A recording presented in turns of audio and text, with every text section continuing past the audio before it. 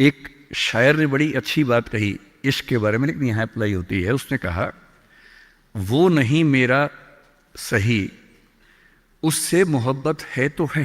भाई किसी से मोहब्बत है, नहीं हो पाया मेरा, कोई बात नहीं।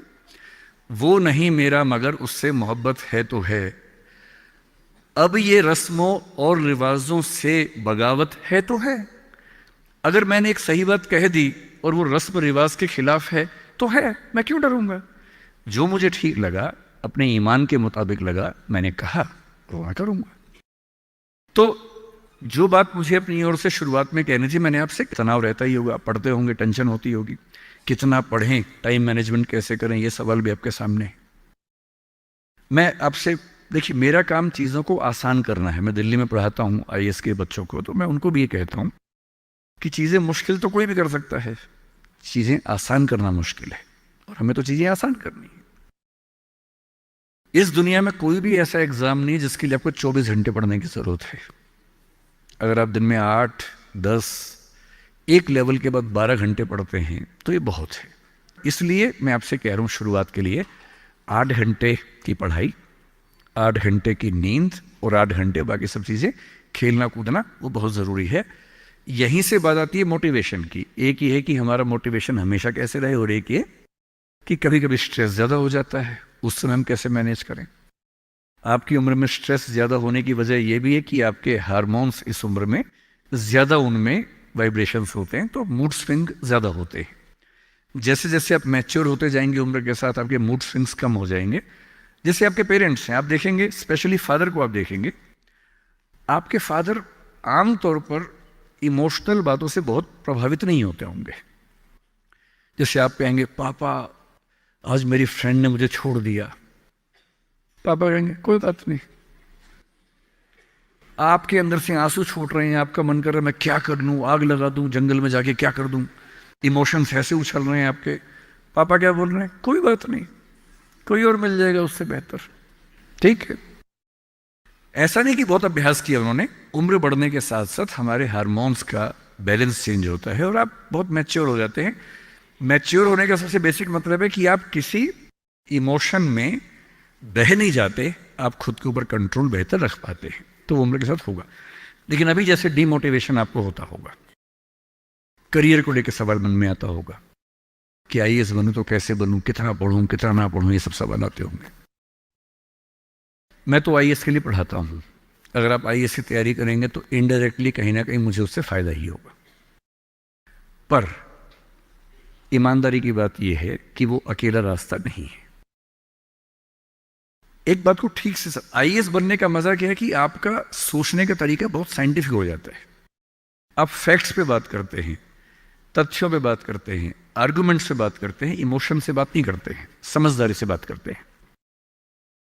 हमारे देश में जो आबादी है, वो आबादी, अब सेंसस जब भी होगा पता लगेगा, पर हम मान के चलते हैं कि वो आबादी लगभग 145 करोड़ के आसपास इस समय हो चुकी है। पूरे इंडिया की बात अगर हम करें, 145 करोड़ में से अगर मैं कहूं कि जो लोग 21 साल या 18 साल से मान लीजिए 30 की उम्र के बीच में है, इन 12 साल में है, मेरे ख्याल से ये आबादी भी कम से कम 12, 15, 20 करोड़ के आसपास तो होगी ही होगी। अगर ये 20 करोड़ लोग सोचे कि मैं आईएएस बनना है, या इनमें आधे भी सोच लें, 10 करोड़ सोच लें, आपको ये समझना है कि आईएएस पूरे भारत में कुल मिला के 6000 होते हैं, जिनमें से भी 5000 लोग हैं। आईपीएस भी इतने ही होते हैं, 5-6 हजार के बीच में होते हैं। अगर 10 करोड़ लोग सपना देखेंगे उन नौकरियों का, अगर मैं सारी सिविल सर्विसेज मिला लूं, सेंटर की, स्टेट की, सब मिला लूं, तो सेंटर की कुल 20 सर्विसेज मान लीजिए, सबका कार्डर अगर हम 5000 भी एवरेज रखें तो 1 लाख लोग होंगे। आपके स्टेट का मान लें, स्टेट में मान लेता हूं कि 2-3 हजार लोग होंगे जो सरकारी नौकरी में ठीक पद पे होंगे। उससे ज़्यादा का तो कार्डर नहीं होना चाहिए, क्योंकि स्टेट बहुत छोटा आपका है, आबादी बहुत कम है। तो जो नौकरियां कुल मिला के 10-12 हजार हैं, अगर देश का हर युवा सोचे कि मुझे उसी में आना है, तो इसका मतलब है कि हम एक ऐसे रास्ते पे जा रहे हैं जिसमें डिप्रेशन होने की संभावना बहुत ज़्यादा है, एंग्जाइटी होने की संभावना बहुत ज़्यादा है, बहुत लोगों को हारना भी पड़ेगा, बहुत लोगों को हासिल नहीं हो पाएगा वो सब। तो मैं जो आपसे कहना चाह रहा हूं, सरकारी नौकरी ठीक है, कोशिश करने में बुराई नहीं है, सरकारी नौकरी में कुछ चीजें अच्छी होती हैं, पर अपने मन से ये बात निकाल दीजिए कि मुझे केवल और केवल सरकारी नौकरी में ही जाना है। दुनिया में तमाम रास्ते हैं और मैं कुछ रास्ते आपको हिंट करता हूं इस चीज का। जैसे मैं खुद एक एग्जांपल हूं, मैं सरकारी नौकरी में रहा, मैं दिल्ली यूनिवर्सिटी में लेक्चरर था, पहले असिस्टेंट प्रोफेसर था, 2 कॉलेजेस में पढ़ाए मैंने वहां। फिर आईएएस का एग्जाम दिया, सिलेक्ट हो गया उसमें, 6-7 महीने वहां नौकरी की, फिर वो भी छोड़ा। अब मैं अपना काम करता हूं, सेल्फ एम्प्लॉयड हूं। और मैं ईमानदारी से आपसे कह रहा हूं, आप जब भी कोई फैसला करेंगे अपने बारे में, कभी ना कभी आपको फील होगा, बेशक 1 सेकंड के लिए, कि आपने गलत किया। कोई भी फैसला हो, आप स्पाउस सिलेक्शन करेंगे अपने लिए, कितना भी सोच के कर लें, जीवन में कभी ना कभी लगेगा गलती हुई।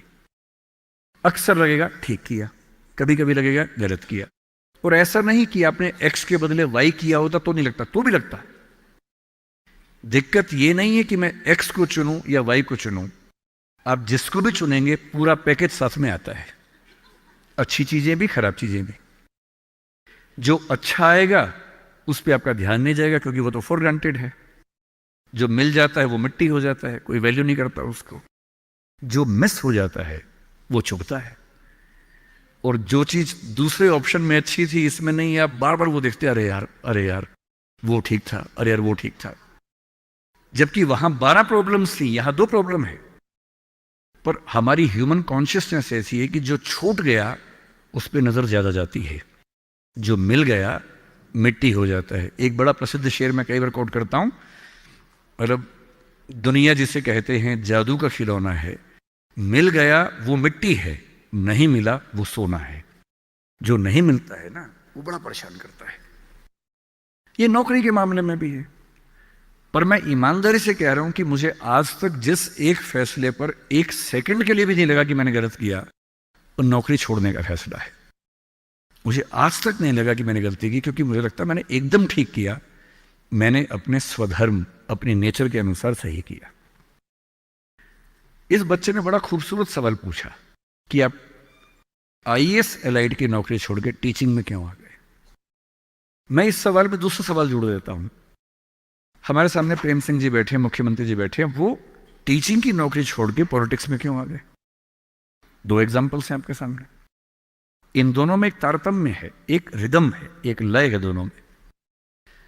वो टीचर बने, उनको फील हुआ कि उनका स्वधर्म टीचिंग से ज्यादा कुछ और है।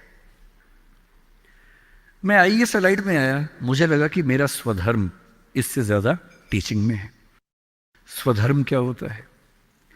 आपने गीता पुस्तक का जिक्र सुना होगा, उसमें श्री कृष्ण ने स्वधर्म का जिक्र किया है। यहां बहुत सारे बच्चे बौद्ध समाज से होंगे, महात्मा बुद्ध ने भी इस बात पर खूब जोर दिया है। सारे धर्मों, सारे दर्शनों का जो सार है वो ये है, हर व्यक्ति हर काम के लिए फिट नहीं होता है। 2 चीजों पे गौर करना है। पहला, मैं क्या अच्छा कर सकता हूं, मैं कैपेबल किस चीज के लिए हूं। दूसरा, मुझे क्या करने में मजा आता है। और जहां इन दोनों का इक्विलिब्रियम हो, जहां ये दोनों बातें मिल जाएं, वो आपका स्वधर्म है। यानी जैसे मैं सिंगर बनना चाहता था, पर मैं इतना गंदा गाता हूं कि मैं जब घर में गाता था, मेरे पेरेंट्स बोलते तो मैं भारतीय सेना में चले जाना चाहिए, बिना बंदूक के विदेशी की तरह देख गा देना, बस वैसे ही मर जाएंगे सारे के सारे। सही बात है भाई, ये भी ठीक बात है। तो मेरा मन था कि मैं सिंगर बनूं, पर गला कौवे जैसा भगवान ने दिया, कोयल जैसा नहीं दिया, तो मैं सिंगर नहीं बनूंगा। मेरे मन से क्या होता है, अच्छा लगने से क्या होता है भाई, सुने भी तो कोई मेरी बात को, मेरे गाने को सुने भी तो सही कोई। तो मेरा मन क्या करता है काफी नहीं है। 2 चीजें हैं, मैं क्या कर सकता हूं।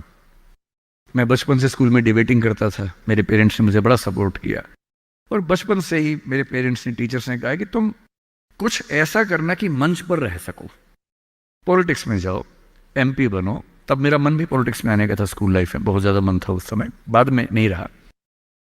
तुम पॉलिटिक्स में जाओ, तुम वकील बनो, क्योंकि जब कोर्ट केस लड़ोगे तुम्हें बोलने की ताकत भगवान ने दी है, उसका इस्तेमाल करो। या टीचर बनो।